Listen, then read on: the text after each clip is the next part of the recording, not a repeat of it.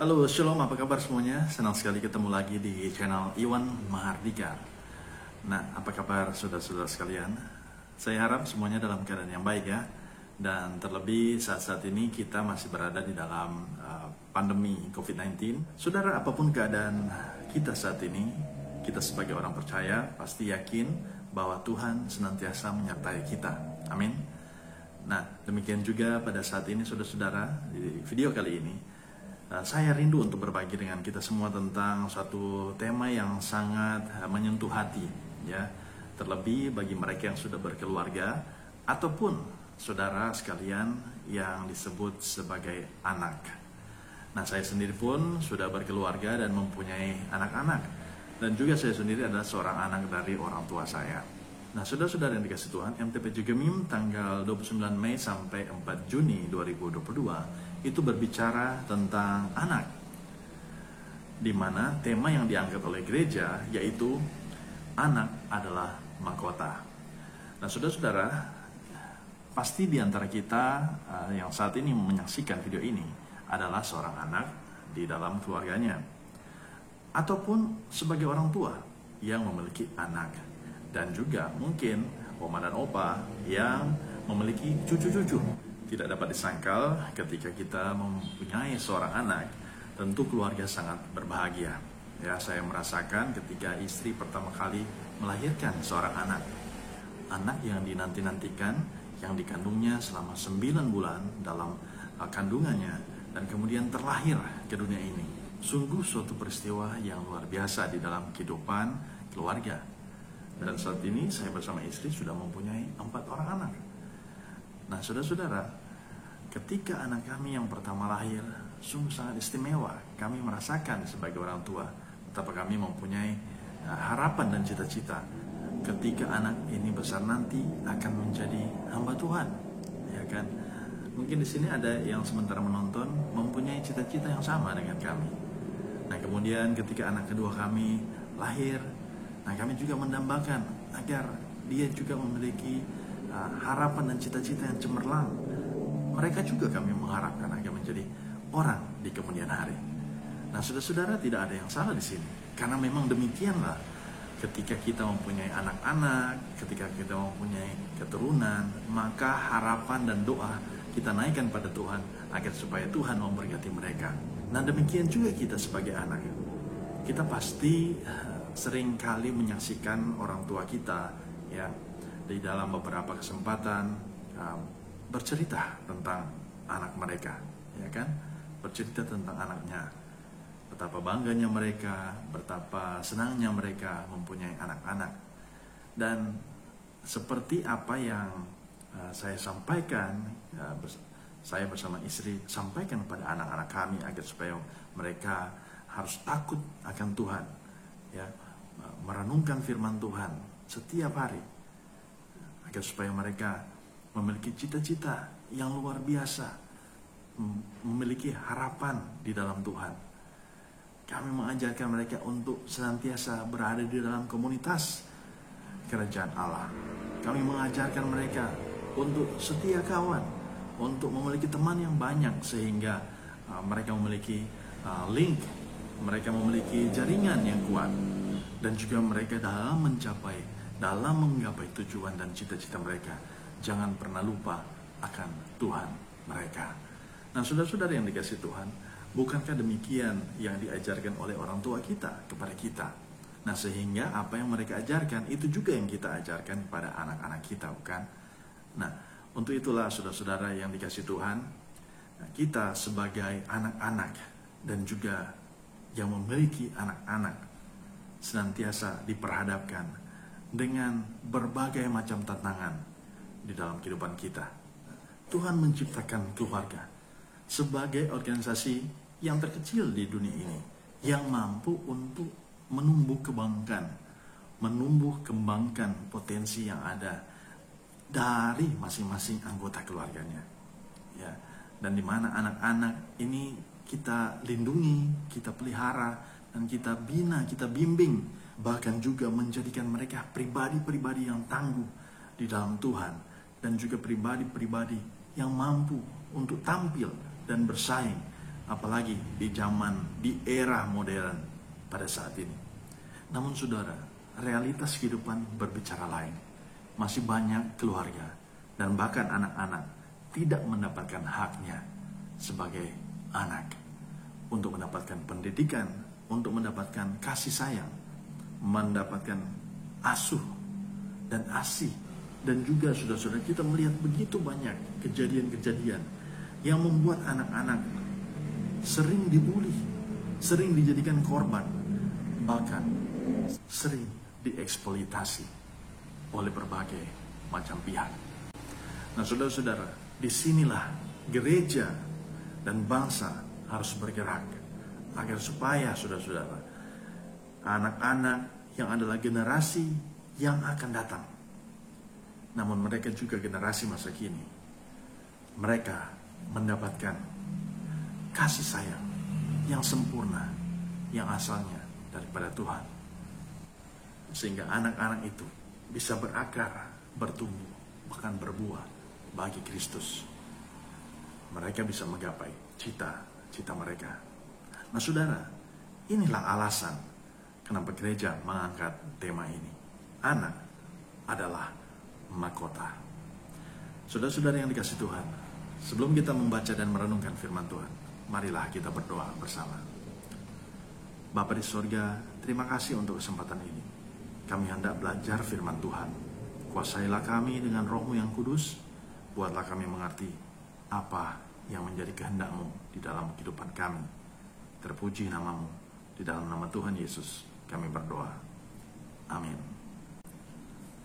Nah saudara-saudara yang dikasihi Tuhan, marilah kita melihat apa yang dikatakan oleh Alkitab, yang adalah pembacaan kita sepanjang minggu tanggal 29 Mei sampai 4 Juni 2022, yang terdapat di dalam Amsal 17 ayat 1 sampai dengan 17. Lebih baik sekerat roti yang kering disertai dengan ketentraman daripada makanan daging seruma disertai dengan perbantahan.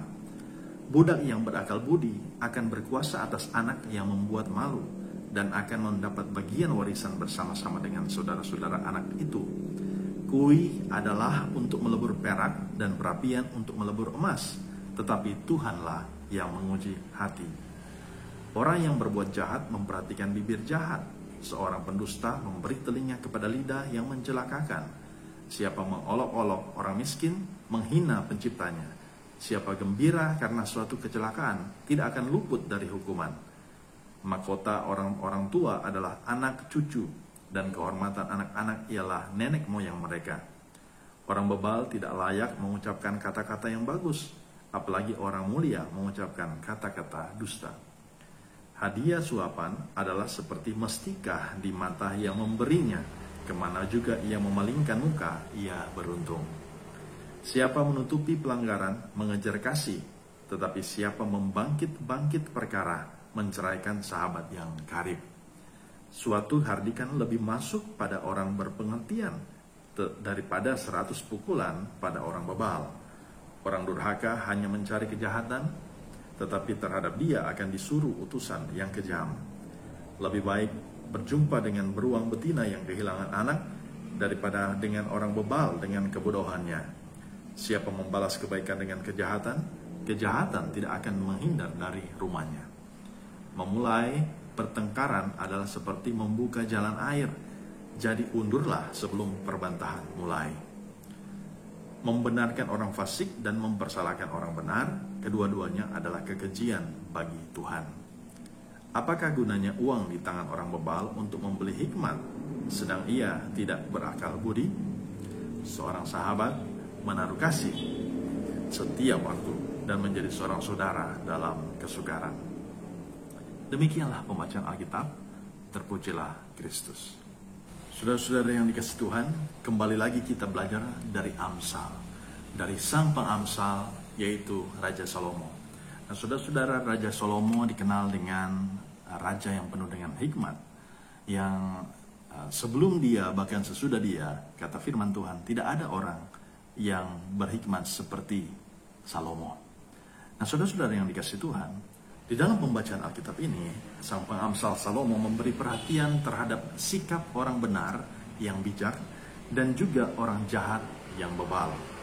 Saudara-saudara yang dikasihi Tuhan, pembacaan kita juga ini berbicara tentang tema keluarga, seperti kerukunan dalam keluarga dan sikap hidup anak yang menentukan kebahagiaan orang tua. Sedangkan kehormatan anak adalah orang tua itu sendiri.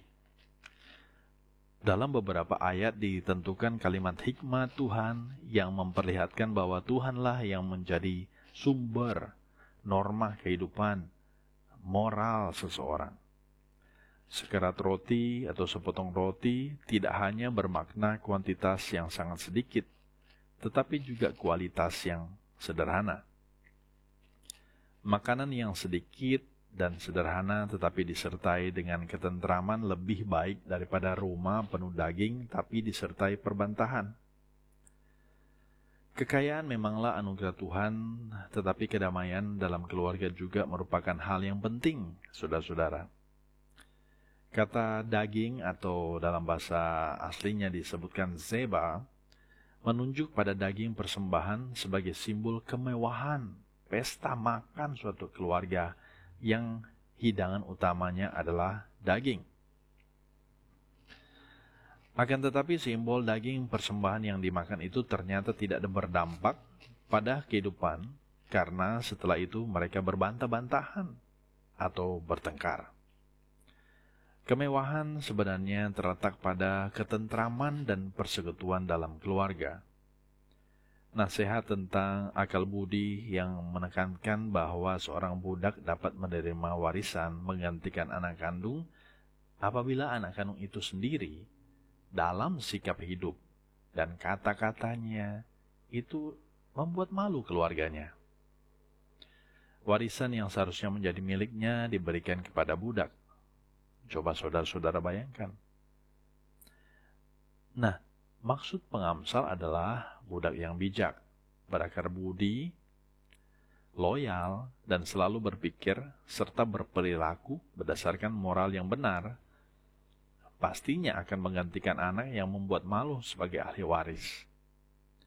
Karena itu untuk memperoleh kebenaran hanya dapat diuji oleh Tuhan, sebagaimana proses peleburan emas di dalam kuih. Nah, ini tentu saja untuk mendapatkan emas yang murni, perak yang baik, yang murni, yang bagus. Makanya dia harus dilebur. Nah, sehingga apa, saudara-saudara? Sehingga akan nampak kejahatan-kejahatan yang diuji untuk menjadi murni, seperti emas dan perak, yang untuk menghasilkan emas yang baik, perak yang baik, maka dia harus dilebur, dibakar sedemikian rupa, sehingga itu menjadi sesuatu yang berharga, sangat berharga, sehingga diminati banyak orang. Pelajaran tentang betapa pentingnya keluarga, yaitu orang tua dan anak, diberi perhatian secara khusus oleh pengamsal. Coba kalau kita lihat dalam ayat 6 ya. Sebagaimana dikemukakan, mahkota orang-orang tua adalah anak cucu, dan kehormatan anak-anak ialah nenek moyang mereka. Mahkota dalam bahasa aslinya yaitu atarah adalah simbol kemuliaan, kehormatan, dan kebanggaan. Kemuliaan orang tua memiliki relasi yang kuat dengan kehidupan anak-anaknya. Kehidupan anak-anak yang bijak dan benar mendatangkan kemuliaan bagi orang tua. Mahkota itu menjadi tanda hidup, panjang umur yang benar. Karena itu, Yesus sendiri menempatkan anak-anak dalam kemuliaannya dengan mengingatkan pada murid-muridnya untuk tidak menghalang-halangi anak-anak itu datang kepadanya. Kita bisa baca dalam Markus 10 ayat 14. Bagi masyarakat Israel kuno, memiliki anak menjadi tanda adanya berkat. Sementara itu, kehormatan anak-anak ditentukan oleh penghargaan yang diberikan masyarakat kepada nenek moyang mereka. Pengajaran ini hendak mengungkapkan betapa pentingnya keluarga bagi masyarakat Israel kuno. Bukankah ini juga bermanfaat bagi keluarga-keluarga masa kini? Nah, karena itu saudara-saudara, penting untuk menjadi pribadi-pribadi yang bijak dan bukan menjadi orang bebal. Orang bijak adalah orang-orang yang berpengertian, yang mencintai pengetahuan dan suka diajar. Karena itu dengan senang hati menerima teguran untuk membangun pribadi yang baik. Sedangkan orang bebal tidak mau menerima didikan. Orang bebal kalau ditegur pasti mau melawan. Hingga lebih mudah menjadi orang durhaka, membalas kebaikan dengan kejahatan, sering menjadi awal pertengkaran yang lebih berpihak pada kejahatan dengan mempersalahkan orang benar. Di ayat 16 dan 17, pengamsal menjelaskan tidak ada gunanya uang di tangan orang bebal untuk membeli hikmat. Uang melambangkan keinginan orang yang bebal akan hikmat, tetapi ia tidak memiliki kecakapan pikiran hati terhadap hikmat itu. Orang-orang sukses, orang-orang kaya di muka bumi ini, itu hanya sedikit sekali. Mereka hanya sekitar 5-10% dari total populasi dunia. Dan mereka menguasai 90-95% peredaran uang di muka bumi ini. Kalau semua harta kekayaan itu diambil dari orang-orang kaya ini, orang-orang sukses ini, maka di dalam 1-3 tahun kekayaan-kekayaan itu akan berbalik kembali. Nah, saudara-saudara yang dikasihi Tuhan, disinilah kita harus tahu bahwa kita harus menjadi orang yang berhikmat, saudara-saudara. Kurangnya kesanggupan dalam mendambakan hikmat dan didikan itu akan mempengaruhi anak-anak kita, bahkan kita sendiri. Karena tidak berakal budi, orang bebal berpikir dapat membeli hikmat dengan uangnya, padahal hikmat memiliki nilai yang tidak dapat dibeli. Hikmat datangnya dari Tuhan. Demikian juga sahabat dan saudara dalam menunjukkan kasih dan kesetiaan di setiap waktu tidak dapat dibeli dengan uang, saudara-saudara. Saya teringat ketika masih masa kuliah dulu. Ada senior, dia datang kemudian dia memberikan sebuah ayat ya, Amsal 17 ayat 17. Kemudian ketika sampai di rumah saya melihat, apa ini Amsal 17 ayat 17? Dia katakan, orang sahabat menurut kasih setiap waktu dan menjadi seorang saudara dalam kesukaran. Setelah dipikir-pikir saudara-saudara ya, bahwa memang benar, seringkali kita memiliki banyak saudara tapi kita tidak dekat ya. Tetapi ada seorang sahabat ya, orang yang tidak sedarah dengan kita, namun kita sangat dekat dengan mereka. Nah, itu sahabat. Sahabat ada ketika di dalam kesesakan dan menjadi seorang saudara dalam kesukaran. Waktu menunjukkan sikap pengorbanan yang diberikan dengan tulus sekalipun dalam kesukaran. Sikap ini mengindikasikan pentingnya membangun relasi yang baik dengan siapa saja yang ada di sekitar kita. Nah, saudara-saudara yang dikasihi Tuhan, apa yang harus kita lakukan di hari-hari ini? Banyak keluarga Kristen yang kandas karena tidak mampu menciptakan suasana damai sejahtera dalam kehidupan keluarga. Orientasinya penuh pada materi, mengesampingkan pentingnya membangun suasana yang tentram dalam keluarga. Dengan bertanya pada anak-anak kita apa kabar, ya, bagaimana sekolah, itu dapat membangun suasana yang tentram dalam keluarga. Ketentraman dapat diciptakan. Ya, kita tidak menunggu-nunggu terjadi ketentraman, tapi kita menciptakannya. Bukan hanya dari kemewahan, tapi juga dari kesederhanaan. Ya, saudara-saudara, Alkitab menyampaikan pemahaman yang sangat jelas bahwa Tuhan sangat sayang terhadap anak-anak. Di matanya anak-anak seumpama harta yang tak ternilai, dan memposisikan mereka sebagai atribut yang perlu diperhatikan, yaitu kerajaan Allah, sebagaimana perkataan Yesus Kristus di dalam Injil-Injil. Anak-anak adalah hal yang sangat penting. Jika anak berarti penting bagi Tuhan, maka kita sebagai orang tua juga harus berpikir yang sama dengan Tuhan Yesus Kristus. Saudara-saudara, anak-anak adalah mahkota orang tua. Meski kenyataan membuktikan bahwa telah terjadi pergeseran tata nilai dalam relasi orang tua dan anak yang menyebabkan banyak anak-anak yang tidak mampu menghargai orang tua dan tidak menjadi mahkota bagi orang tua. Banyak anak-anak dan orang tua justru bertengkar dan tidak memberikan pengampunan, saudara-saudara. Keadaan ini keadaan seperti ini tidak boleh menjadi batu sandungan bagi para orang tua untuk merangkul dan membangun hubungan yang baik antara orang tua dan anak. Sebab anak-anak kita, seperti kata Alkitab, adalah dipandang sebagai karunia dari Allah.